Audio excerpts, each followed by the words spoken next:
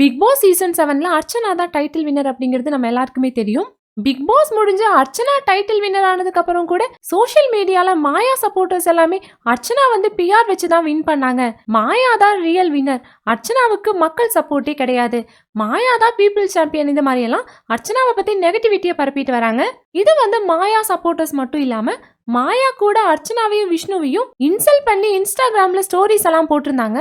அந்த வகையில அர்ச்சனா ரீசெண்டா கொடுத்த இன்டர்வியூல எனக்கு ஆரி ப்ரோவை விட அதிகமான ஓட் வந்ததா சொல்றாங்க. நான் ஜெயிக்கணும்னு நினைச்சு எனக்கு ஓட் பண்ணவங்களை விட இன்னொருத்தர் ஜெயிக்க கூடாதுன்னு நினைச்சுதான் எனக்கு எல்லாம் ஓட் பண்ணிருக்காங்க. அதனால கூட எனக்கு அவ்வளவு ஓட்ஸ் வந்திருக்கலாம் நினைக்கிறேன் அப்படிங்கிற மாதிரி அர்ச்சனா சொல்லியிருந்தாங்க. அந்த வீடியோவை மாயாவோட சப்போர்ட்டர் ஒருத்தர் ட்விட்டர்ல ஷேர் பண்ணி ஆரி பண்ணதுல 1% எஃபோர்ட் கூட போடல, இதுல இவங்களுக்கு அவரை விட ஓட்ஸ் அதிகமா வருதான். எஃபோர்ட்ஸை விட ஒரு வீட்டு வேலை செய்ய சொன்னா ரீசன் சொல்லிட்டு எஸ்கேப் மட்டும் ஆகிட்டு உனக்கு இந்த ஆசை வேற இருக்கா அப்படின்னு சொல்லி மாயாவோட சப்போர்ட்டர் வந்து ட்வீட் ஒன்று போட்டிருக்காரு. அந்த ட்வீட்டுக்கு ஆரி பாத்தீங்கன்னா மக்களே அவங்கள தனியா விடுங்க, இது வந்து அவங்க செலிப்ரேட் பண்ண வேண்டிய நேரம், அவங்களோட வெற்றியை என்ஜாய் பண்ண விடுங்க, அவங்களோட சக்சஸ்ஃபுல் ஜேர்னிக்கு வாழ்த்துக்களை சொல்லுங்க, ஹேட் பண்றதை ஸ்டாப் பண்ணுங்க, லவ்வை ஸ்ப்ரெட் பண்ணுங்க அப்படிங்கிற மாதிரி ஆரி மாயாவோட சப்போர்ட்டருக்கு ரிப்ளை பண்ணியிருக்காரு.